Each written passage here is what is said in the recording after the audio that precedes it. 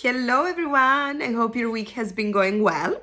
I was just writing down a list of a couple of things to keep in mind when dealing with conflict at work, because we've all been in a situation, right, where we're working with a colleague that we aren't really so, aligned with, or we don't really get along, or there have been some misunderstanding and so forth. So how can you really deal with such situations at work, right? And I want to offer a couple of different things that you can consider. I would also, of course, like to hear what do you have to say about it? What have your experiences in such situations been so far? Please feel free to comment below. All right.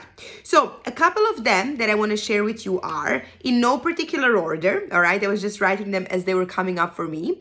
And that is, firstly and foremost, I really want to invite you to remember that you are in a professional setting.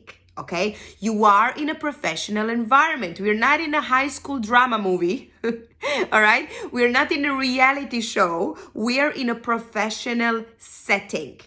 You are hired or you're working wherever you're working, right, to do your job, to be there for the business. We're not there to, create different drama scenarios. So keep in mind, it's a professional setting, okay? Second thing that I wrote here is activities such as shaming, blaming, complaining, gossiping, judging, criticizing are none of the activities that's going to make you look good. All right?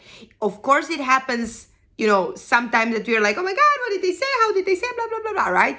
But these kind of activities are not activities that you want to engage with. Like, you don't have time for that. You don't have time for that. Nor do you want to be perceived as someone who gossips, shames, criticizes, judges, right? You are a professional and you have beautiful and nice intentions, and you don't have time to even think about these kind of activities, let alone engage into them.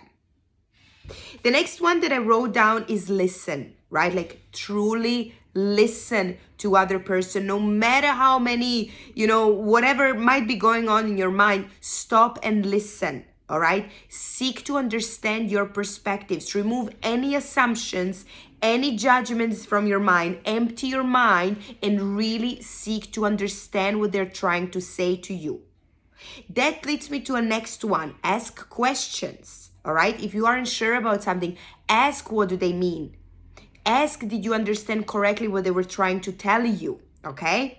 You don't want to assume, you want to be sure, and you will be sure if you ask, if you're really, really, truly, you heard it from them and they've told you whatever they told you and now you understand it. So don't assume. Don't let yourself stay in your mind and overcomplicate and over worry and develop different stories, because that's going to lead to even more misunderstandings. All right? The next one that I have here is, this is also a big one that we see often, and that is, pretending as if nothing happened. So let's just kind of forget about it, right? In most situations, most often than not, pretending that there is, that nothing happened is going to kind of make the problem become even bigger and potentially even harder to resolve. So you do want to work on it. You do want to face it. You do want to address it, okay? Next one that I wrote down is be clear about your intentions. What do you want to gain out of this conversation? What is your goal? Why? Right? You want to ask yourself, you want to clarify these things, because if you're clear about that, then you can think about, all right, so what is the best way for me to approach this situation to get to the goal that is ideally good for all parties involved? The next one that I have is, you don't need to agree, right?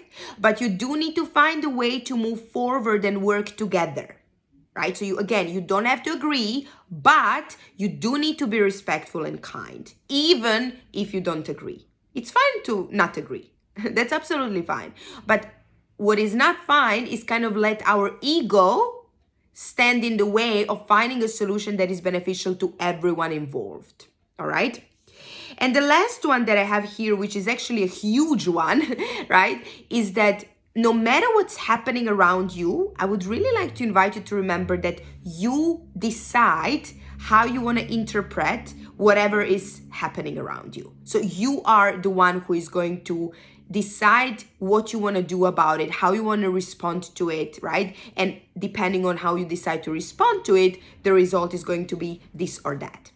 So these are a couple that came right to my mind that I noted down, again, in no particular order. I would like to hear what you have to say, what you think about it, and please feel free to share any additional ones that come up for you that you have experienced by yourself. I look forward to hearing from you. Speak soon. Bye-bye.